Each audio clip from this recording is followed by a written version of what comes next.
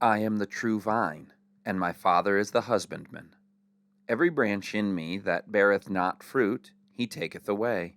And every branch that beareth fruit, he purgeth it, that it may bring forth more fruit. John 15, verses 1 and 2.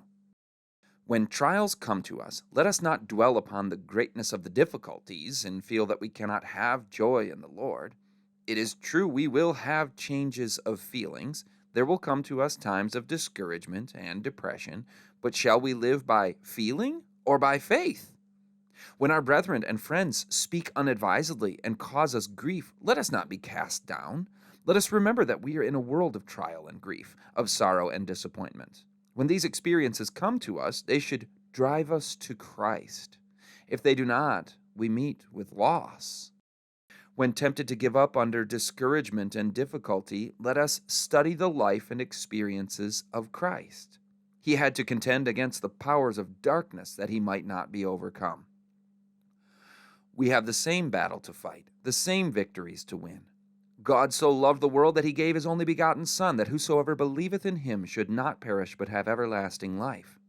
It is our privilege to lay hold on the strength of one who is able to save unto the uttermost all that come unto God by him.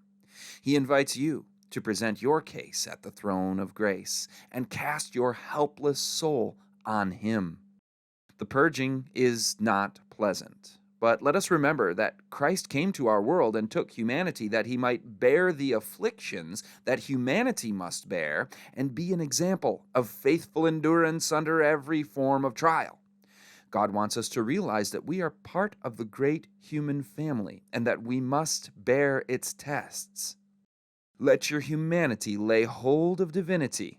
Go to the footstool of God's grace and say, Lord, I hang my helpless soul on thee. Help me to control my speech. Teach me to overcome. Christ will give you a spirit of overcoming. They overcame him, we read, by the blood of the Lamb and by the word of their testimony. Revelation 12, verse 11.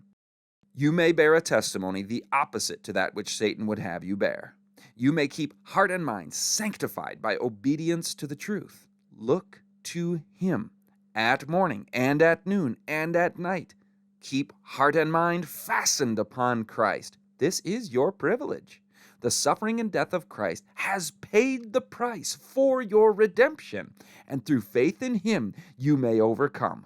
Let the love of Christ dwell in your hearts.